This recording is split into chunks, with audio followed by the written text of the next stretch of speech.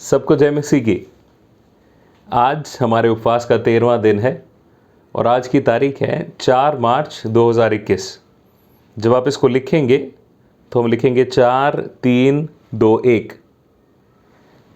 आज जब हम मनन कर रहे हैं, आज ये जो हमारा हिस्सा है आज के मनन का, वो पुराने नियम में से लिया जाने वाला इन 40 दिनों के लिए ये आखिरी हिस्सा होगा पुराने नियम का। आज के मनन का हिस्सा है यशाया, उसका 9 अध्याय, उसका 53 अध्याय और उसका 61 अध्याय।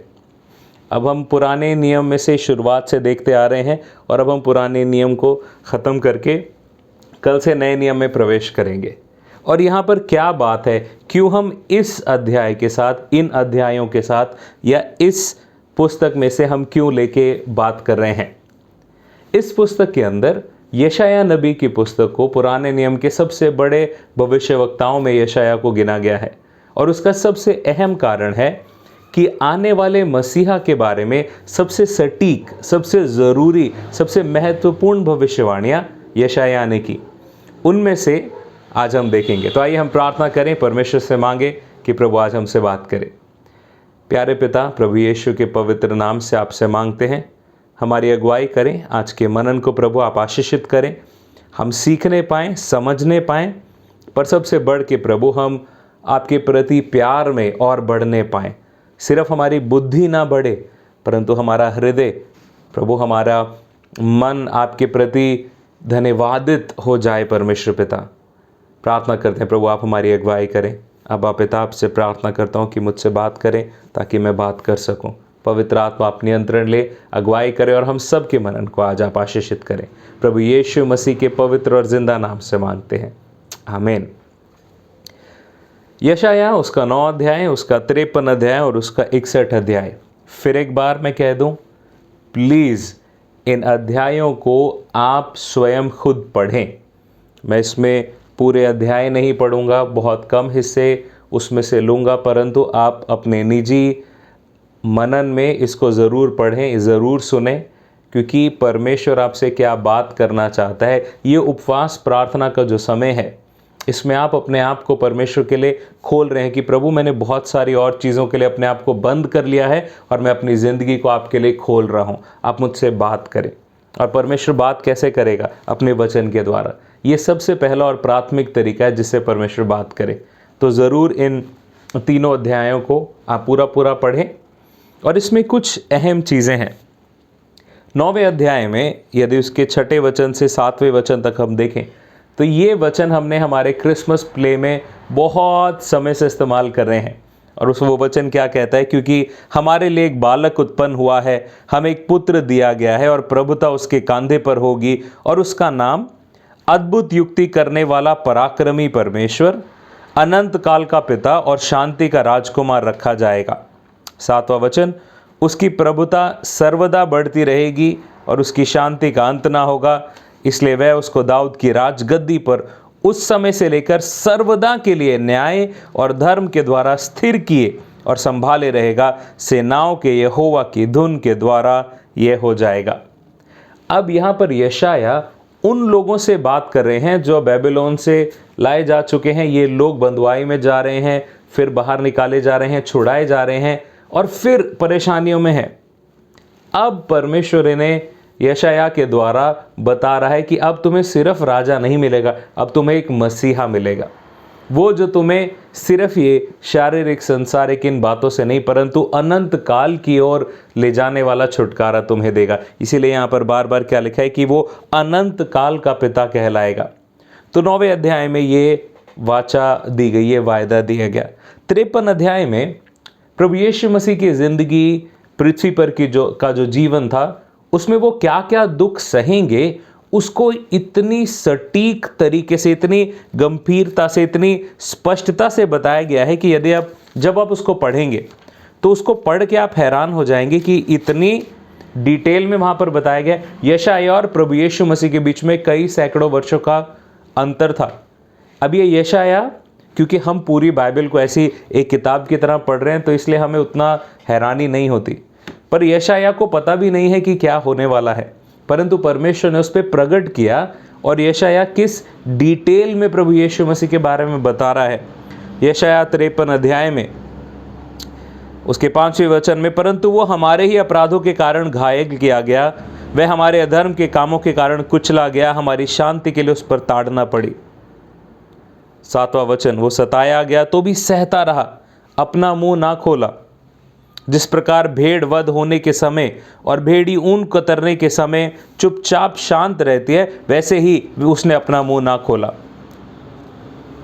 9वां वचन, उसकी कब्र भी दुष्टों के संग ठहराई गई और मृत्यु के समय वह धनवान का संगी हुआ।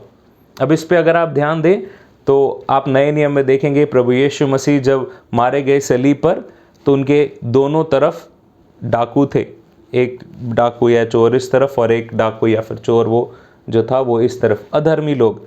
परंतु जब यीशु मसीह को रखा गया, जिस कब्र में रखा गया, वो अरमतिया का यूसुफ था, जो धनी व्यक्ति था, क्योंकि उसने वो पहाड़ में अपने लिए गुफा एक बना रखी थी जिसमें उसकी कब्र बनाई जाए। तो ये एक भविष्यवाणी जो प्रभु यीशु मसीह की ज़िंदगी में पूरी हुई। और उसके बाद वो हमारे लिए 10वें वचन में आप पढ़ेंगे कि वो हमारे लिए दोष बलि बना। मतलब कि जब कोई दोष करता है, पाप करता था, तो प्रभु ने ये आज्ञा दी थी कि उसको अपने पाप के लिए एक बलि चढ़ानी है। और यहाँ पर यशायाह के द्वारा प्रभु बता रहा है कि हमारे पापों के लिए एक व्यक्ति होगा जो हमारे पापों के लिए एक बार वो दोष बलि बनेगा। और वो भविष्यवक्ता ने इशारा किया है प्रभु यीशु मसीह की तरफ, हमारे मसीहा, हमारे मुक्तिदाता की तरफ। और उसके बाद 12वें वचन में हम देखते हैं, वो अपना प्राण मृत्यु के लिए उसने अपना प्राण उंडेल दिया, वह अपराधियों के संग गिना गया, तो भी उसने बहुतों के पाप का बोझ उठा लिया और अपराधियों के लिए विनती करता है। हालेलुया। ये है वो मुक्तिदाता जिसकी हम बात करते हैं। यहाँ पर आप अगर और गहराई से इसको पढ़ते जाएंगे तो प्रभु यीशु मसीह के दुखों का वर्णन किया गया है।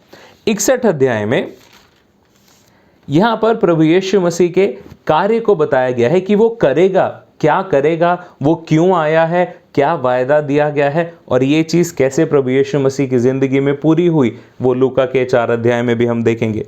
यही सेम बात प्रभु यीशु मसीह कहेंगे यशायाह के जाने के सैकड़ों साल बाद।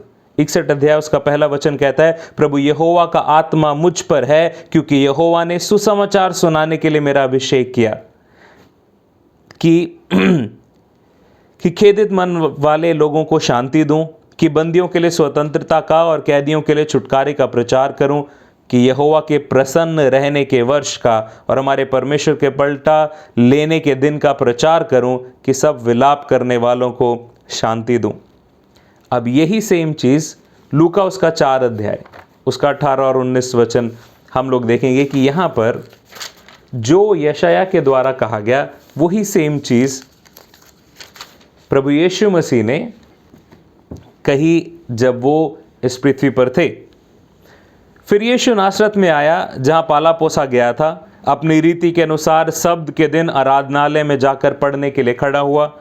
17वां वचन, यशायाह भविष्यवक्ता की पुस्तक उसे दी गई और उसने पुस्तक खोलकर वो जगह निकाली जहां लिखा था। ये अपने आप नहीं हो गया, प्रभु यीशु मसीह ने वो निकाली, क्योंकि जो वायदा तब दिया गया था यशायाह भविष्यवक्ता के द्वारा, अब प्रभु यीशु मसीह वो वायदा याद दिला के अब बता रहे हैं कि क्या हुआ है। प्रभु का आत्मा मुझ पर है, इसलिए कि उसने कंगालों को सुसमाचार सुनाने के लिए मेरा अभिषेक किया है, और मुझे इसलिए भेजा कि बंदियों को छुटकारे का और अंधों को दृष्टि पाने का सुसमाचार प्रचार करूं, और कुछ लोगों को छुड़ाऊं, और प्रभु के प्रसन्न होने के वर्ष का प्रचार करूं।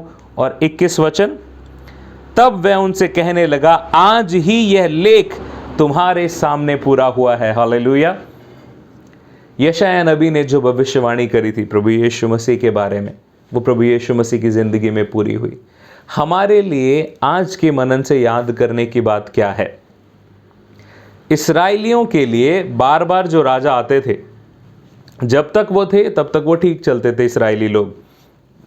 जब राजा मरता था तो फिर वो अपने पाप में चले जाते थे, या फिर एक भला राजा आता था, एक बुरा राजा भी आता था। कुछ राजाओं ने इतनी बुराई करी जिनकी वजह से उनको बंधुआई में जाना पड़ा, वो गुलाम बन गए। पर यहाँ पर जो अब हमारे ऊपर अधिकारी ठहराया गया है, जो अब हमारा राजा है, जो अब हमारा मुक्तिदाता है, वो सच्चा है, प्रेमी है, पवित्र है, अनुग्रहकारी है और दयालु है। वो कभी ना छोड़ेगा, वो कभी ना त्यागेगा, वो हमेशा हाथ थाम कर हमारे साथ चलेगा। क्योंकि यशायाह 9 में एक और बात भी कही गई है कि उसका नाम इम्मानुएल कहा जाएगा। यशायाह 7 अध्याय में 7 अध्याय के 14 वचन में लिखा है कि एक कुंवारी गर्भवती होगी और एक पुत्र जनेगी और उसका नाम इम्मानुएल कहलाया जाएगा, कि जिसका अर्थ है परमेश्वर हमारे साथ। प्रभु यीशु मसीह ने जब इस दुनिया में आए तो उस वायदे को पूरा किया, और उसके बारे में हम कल देखेंगे प्रभु यीशु मसीह का जन्म कैसे हुआ। तो आज के मनन के लिए ये बात स्मरण रखें कि जो हमारा मुक्तिदाता है वो सदा हमारे साथ रहेगा। आइए हम प्रार्थना करें। प्रभु यीशु मसीह, हम आपकी महिमा करते हैं, आपके नाम को ऊंचा उठाते हैं। प्रभु धन्यवाद करते हैं आपके वचन के लिए, आपके वचन से हमसे बात करने के लिए। आपसे मांगते हैं प्रभु जी कि आज का मनन हमारे लिए प्रभु आशीष का कारण हो। मांगते हैं परमेश्वर पिता, मैं आपसे मांगता हूँ प्रभु, प्रार्थना करता हूँ कि जब सब लोग इन वचनों में से, इन अध्यायों में से पढ़ते हैं, मनन करते हैं, आप इनसे और गहराई से बात करें परमेश्वर, हम समझने पाएँ आपको जो हमारे मसीहा हैं परमेश्वर। प्रभु यीशु मसीह, हम आपको और गहराई से समझने पाएँ कि आप क्यों इस दुनिया में आए, आपने हमारे लिए सारे दुख सहे परमेश्वर। प्रभु हम प्रार्थना करते हैं हमारा प्यार सच्चा और ईमानदार होने पाए। अगुवाई करें पिता, आज के दिन को, अपनी ज़िंदगी को आपके हाथ में सौंपते, अपनी महिमा के लिए हम इस्तेमाल करें। प्रभु यीशु मसीह के पवित्र नाम से मांगते हैं, आमीन। सबको जय मसीह की।